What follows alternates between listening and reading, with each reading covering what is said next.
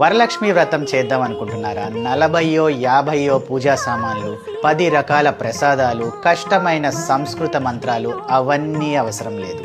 మొదటిసారి చేసేవాళ్ళు కూడా సులభంగా చేసుకోవచ్చు. ఎలాగో నేను ఈ వీడియోలో మీకు చెప్తాను.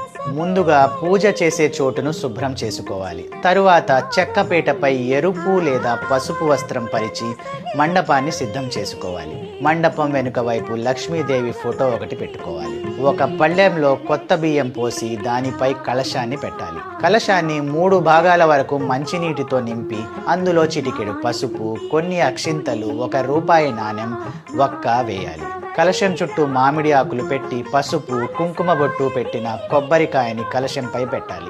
ఆ కొబ్బరికాయకి జాకెట్ ముక్కని వస్త్రంగా తొడిగి ఆ కలశాన్ని లక్ష్మీదేవి ఫోటో ముందు పెట్టాలి.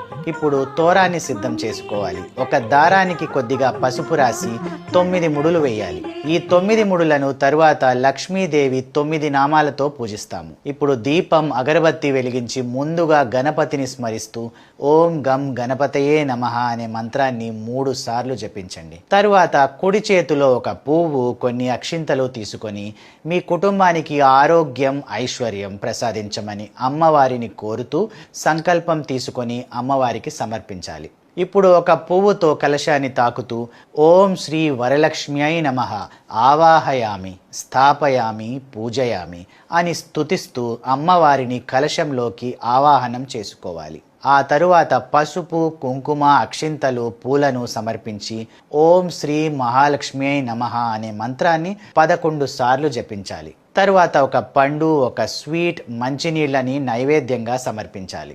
ఇప్పుడు చారుమతి అనే భక్తురాలికి అమ్మవారు కలలో కనిపించి ఈ వ్రతాన్ని ఎలా ఉపదేశించిందో చెప్పే వరలక్ష్మి వ్రత కథను చదువుకోవాలి. ఆ తరువాత తోరంలోని 9 ముడులకు లక్ష్మీదేవి 9 నామాలతో పూజ చేసి ఆ తోరాన్ని మీ కుడి చేతికి కట్టుకోవాలి. చివరగా ఆరతి ఇచ్చి పూజను ముగించాలి. కలశాన్ని తరువాత రోజు ఉదయం వరకు అలాగే ఉంచిన తరువాత కలశంలో నీళ్ళని తులసి మొక్కకు పోయాలి.